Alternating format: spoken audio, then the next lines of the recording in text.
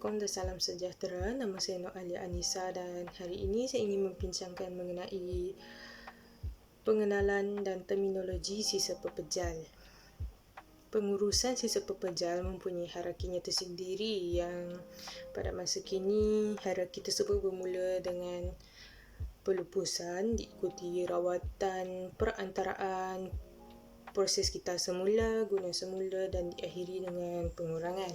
Namun di masa hadapan, hierarki ini mungkin akan berubah kedudukan di mana akan dimulai dengan proses pengurangan.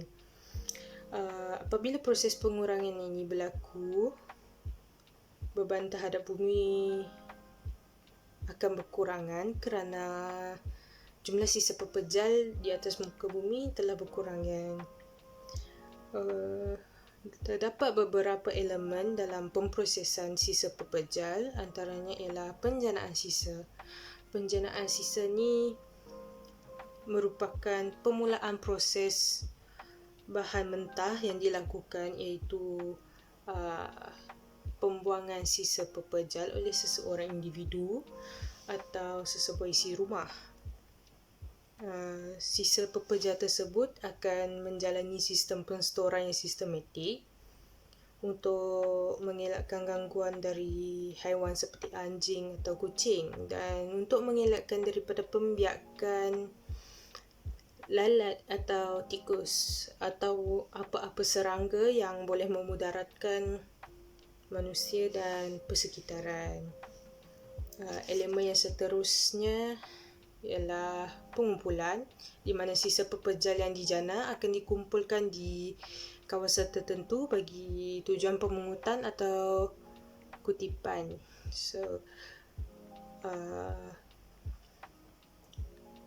Kutipan merupakan salah satu elemen pemprosesan sisa pepejal, di mana proses pengutipan atau pengumpulan sisa yang telah dijanakan.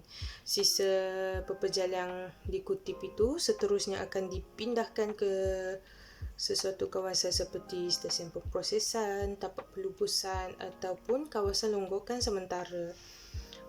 Setengah sisa pepejal yang dikutip dari penstoran juga akan diangkut ke pusat rawatan pengantaraan atau terus ke tapak pelupusan sampah dengan menggunakan kenderaan yang dihaskan. Pemprosesan sisa pepejal dilaksanakan dalam pengurusan sisa bagi meningkatkan efisiensi operasi, mendapatkan semula bahan-bahan terpakai serta penukaran produk dan tenaga. Elemen yang terakhir sekali ialah pelupusan, iaitu suatu proses yang melibatkan pemusnahan sisa pepejal. Kalau di Malaysia, kita menggunakan kaedah tapak pelupusan sanitari atau sistem penunuan yang lebih dikenali sebagai sistem incinerator lah, untuk membakar sisa-sisa pepejal tersebut. Sisa pepejal terkawal ialah apa-apa sisa pepejal yang tergolong dalam mana-mana kategori seperti sisa pepejal komersial, iaitu sisa-sisa yang dihasilkan daripada aktiviti komersial seperti kertas, cardboard, plastik dan lain-lain. Sisa pepejal isi rumah yang dihasilkan daripada kediaman yang terdiri daripada bahan organik, iaitu makanan, kertas dan lain-lain, ataupun bahan bukan organik seperti kaca, tin, besi, plastik dan lain-lain.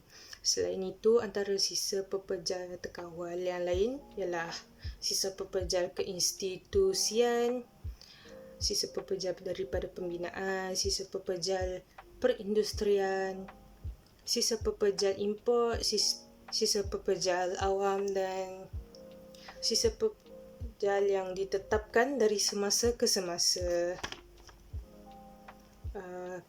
Seterusnya, saya ingin membincangkan mengenai time and motion study.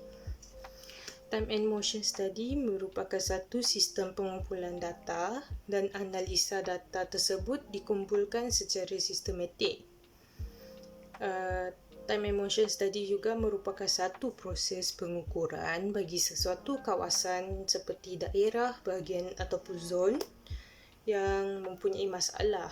So, masalah tersebut akan dikenal pasti dan dianalisa secara sistematik untuk menentukan sebab-sebab pencapaiannya rendah serta menentukan langkah-langkah pembaikan. So, prosedur time and motion study ni sangat berguna untuk membuat keputusan untuk menaik taraf ataupun menambah baik perkhidmatan pengurusan sisa pepejal. Objektif untuk time and motion study ini adalah untuk menentukan sistem kutipan pepejal yang sedia ada dan memperolehi data asas untuk merancang pembaikan sistem kutipan tersebut.